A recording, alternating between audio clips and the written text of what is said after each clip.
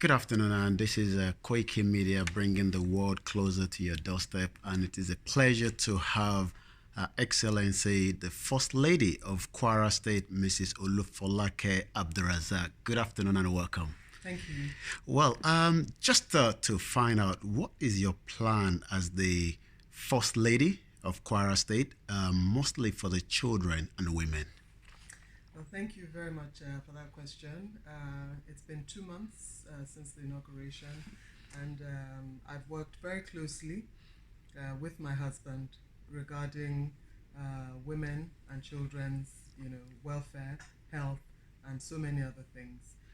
We have a shared vision where this is concerned, and I don't limit myself to just women and children. I talk about humanity at large because I've had a lot of support from men as well.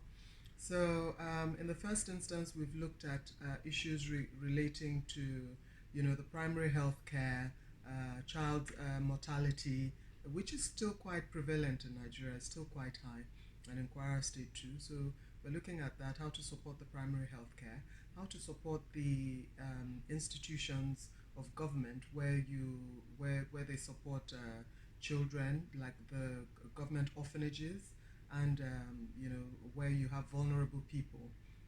We've also, you know, really supported the women's groups. They've been very, very up and doing on their own. They've done so many things, and what I talked about at the just concluded Africa Fashion Week London was the skills acquisition groups that the women have been doing. So skills acquisition is very important because in the past you saw that people used to give away, like equipment such as sewing machines and things like that to people. A lot of the time they did not know how to use the equipment, so they would sell them off and immediately before long go back into the poverty cycle.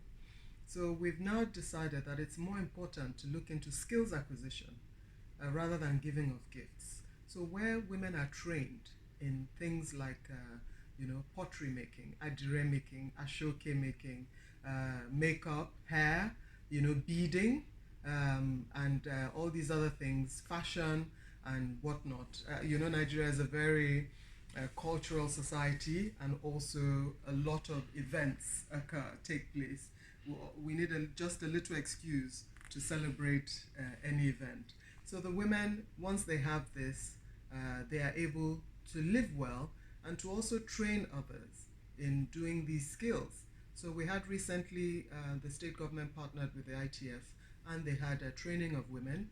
We've also had the Educated Women in Politics also organize one in the name of the Ajike Foundation, Ajike People Support Center, which is my own initiative.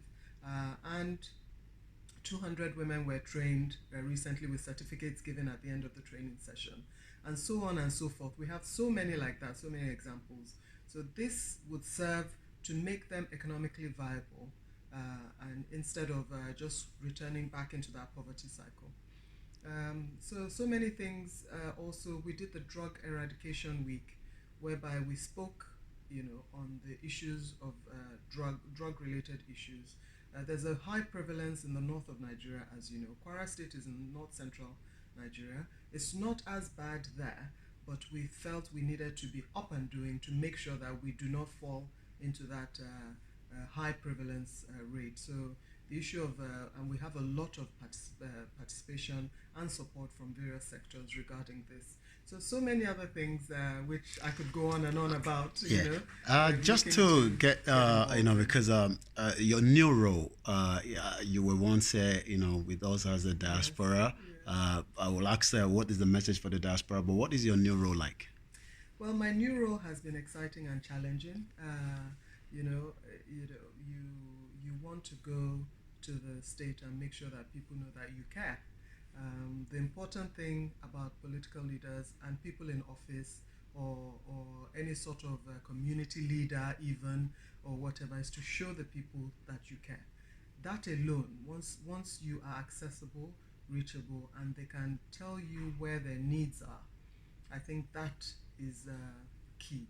So the new role has been challenging, but at the same time very fulfilling, because when you see that difference in everyone's lives, It is so important.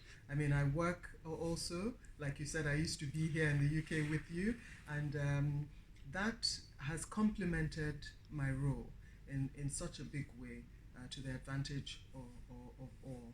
Now, my message to the diaspora, as you said, because I've had the cause to work so closely with a lot of diasporans, and I'm very proud of the diaspora. Nigerian diaspora, as you know, contributes immensely to the GDP of Nigeria. All what is done is so amazing. Is to encourage them, like I said at Africa Fashion Week as well, to encourage them to continue to invest in Nigeria. This time, sometimes we would like it in a more channeled way. Support charities, support organizations that are making a difference in people's lives. Start one, even, come across the state governments. We're always ready to listen and partner with a lot of you and make sure that we make that much needed difference in our country. Thank you very much. Thank you. Koikimedia, bringing the world closer to your doorsteps.